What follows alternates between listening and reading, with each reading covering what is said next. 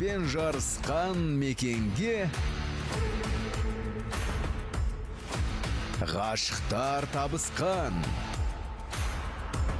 өмірлік серігін іздеген үміткер келді.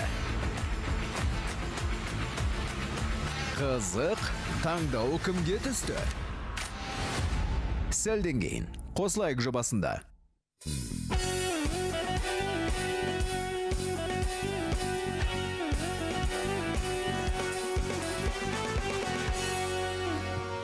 Құрметті көрермен, жарнамадан оралдық. Белгіні жазып алыңыздар. Ақеркенің қолында екен. Ақерке.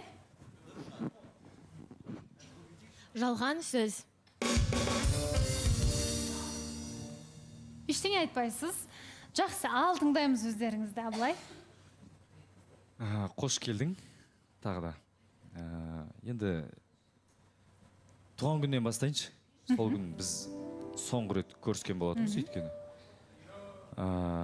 Туған күн күні мен өзім негізі Айдананы көрген кезімде, студияда көрген кезімде негізі қатты қуанғанмен көрінді ғой. Сол күні сезімім одан да ары қарай күшейген еді негізінде. Одан әрі ұнатып дегендей. Бірақ туған күннен кейін Айдананы таппай қалдым да. Хабарласқаным бар бірінші рет. Енді кездесе қалдық. Бұл видеомыз біз оға дейін түсіргенбіз. Сондай болып қалды енді, Балауса ханым. Енді сол себебін өзінен білгімге бар. Одан кейін байланысқа шықпадыңыздар? Жоқ, байланысқа шықтым, мен өзім звондап тұрдым. Футболға баратын кезде де хабарластым. Және Нұржан, Ақерке бар. Ол кезде де бұл кісі ән жаздырып, көп қол босамады енді. Айдананы тыңдайық онда. Айдана. Я, Балауса ханым, жалпы жаңағы видео негізі ол туған күнге дейін түсірілген болатын. Осында эфирге құттықтап келдім. Бірақ енді бұл кісінің сезімі туған күннен кейін артса, менің сезімім керісінше туған күннен кейін одан әрі суып кетті деп айтуға болады да. Неге?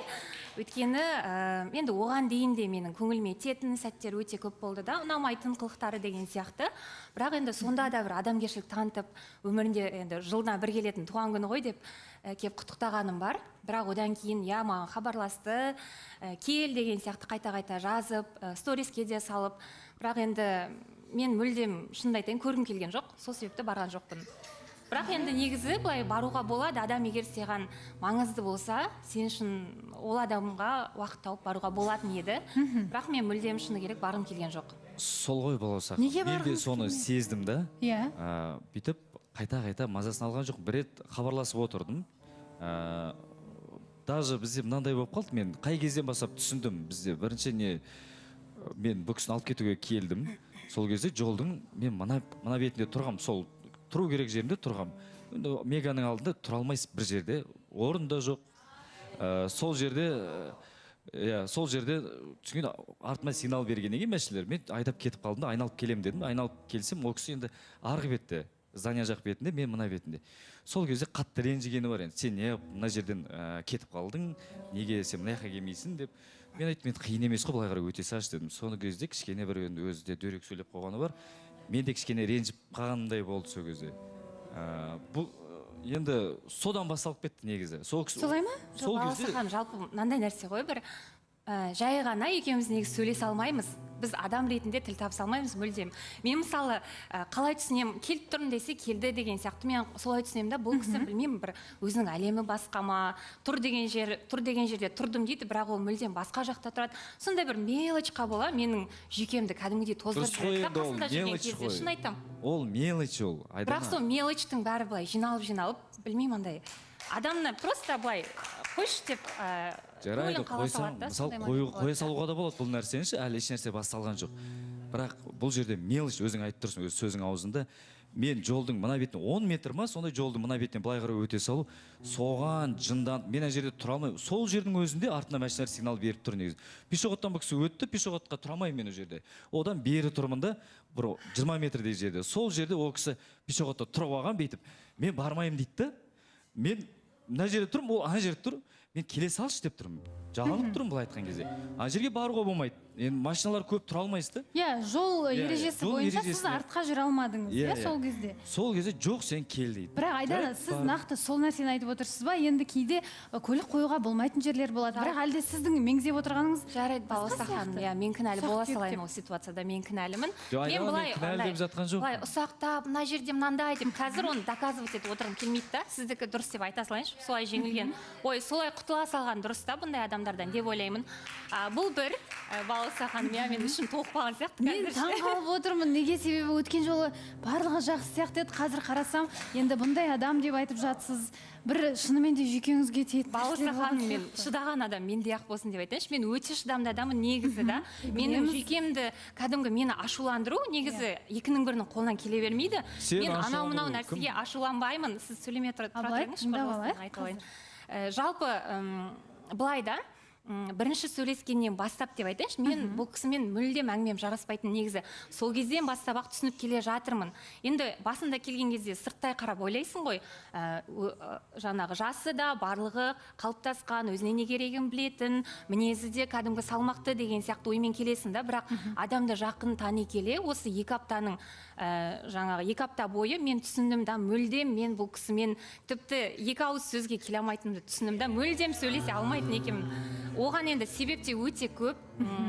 Одан бөлек мысалы қолдаушылардың жаңағы жіберіп жатқан ақпараттары бар деген сияқты. Мына жерде алдындағы айтылған Ринат мырзаның бір әңгімелері бар. Мен оны былай қабылдадым да, енді ол кісі барлығын видеоға түсіреді ғой деген сияқты жеңіл қабылдап едім, бірақ ол нәрсе негізі Ринат мырза жеткізе алмаған екен да маған, бірақ негізі ол нәрсе сол кісінің айтқаны рас екен. Жел тұрмаса шөптің басы қимылдамайды деген бар ғой. Расымен де сондай әңгімелер болған екен деген ақпараттың барлығы маған келіп жатыр. Және осының бәрін біле келе, ести келе, бұл адамды жақын тани келе, менде мүлдем қош көргім келмейді деген сондай бір сезім қалыптасып жатыр да. Сондай көңілім қалуы деген сияқты. Жалпы мен байқағаным, бұл кісінің бойында ер адамға тән емес қасиеттер өте көп.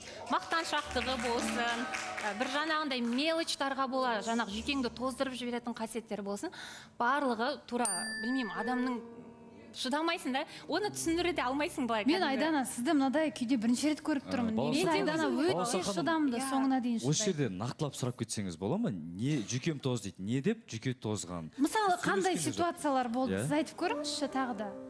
Ситуация өте көп, Балауса ханым. Жоқ, өте көп. Мысалы, жарайды, былай айтайыншы, алдында мен айттым, мен концертке кешіктім деген сияқты. Ол қазір болды, оған да қазір неше түрлі сылтау табады, білем, Балауса ханым. Мына жерде қазір бір сөз айтсам, оған 10 сылтау табады. Мен ондай адам емеспін, мен бір сөзді адамын. Мен ойлаймын да, бұл кісінің қасында мен жігіт сияқты сезінемін, өзімде бар ғой. Айттым, жасадым, бар ма бар, жоқ па жоқ, я, мен де сондай да. Ал бұл кісі де, неге олай, давай докажи, бір нәрсе, көп та өз сөзі өте көп та. Сол үшін мен білмеймін, мен шыдамаймын ондайға. Біз Балауса ханым Айданамен телефонмен өйтіп сөйлеспейміз де. Мына кісілер сөйлесіп жатыр ғой, мысалы 2 сағат видеомен сөйлестік дейді. Бізде ондай жоқ. Сөйлесе алмаймын мен Балауса ханым. Қалай жүйкесін тоздырып жүрсіз? Біз бастапқыда, мысалы, ол нәрсе әлі біз білмейміз бір-бірімізді мысалға. Бұл кісі бір планмен келген сияқты да, бір өзі бір рейтингі түсіп, содан кейін.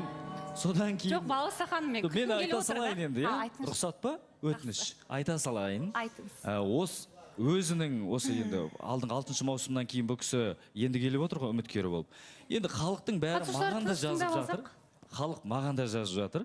То, что Айдананың жаңа хайп қуып келгенін, жаңағындай біраз нәрсені жіберіп, жаңағындай енді менің өзімде қазір мына сөздерінен кейін бір маған негізі дөп басып айтқан халық, көресің бір 3-4 эфирден кейін Айдана өзінің жасайды деді. Не жасайды, мен де сұрастырып көрдім.